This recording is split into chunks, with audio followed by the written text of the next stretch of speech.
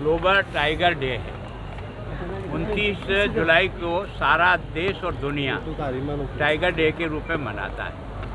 और टाइगर हमारे मानव जीवन से कितना जुड़ा हुआ है, मैं सोचता हूँ कि यही एक ऐसा दिन है जो टाइगर डे के नाम में केवल हिंदुस्तान में नहीं दुनिया में मनाया जाता है। और देश के प्रधानमंत्री इसको ऊंचाई देने के लिए फ्रांस से टाइगर लेकर के मध्य प्रदेश के जंगल में लाके छोड़ा। उसके बाद लोगों को लगा कि टाइगर का कोई विशेष महत्व है। यहाँ की जो मानस की जो ये सेंचुरी है, इस सेंचुरी में भी इसकी संख्या एकदम ग्रोथ हुई है और 57 इस समय है। और भी वाइल्ड लाइफ है, इसमें लगभग 4200 से अधिक एलिफेंट हैं। यहाँ जो है ना बफेलो है बहुत बड़ी संख्या में, 1700-1800 संख्या में, कई प्रकार के हैं।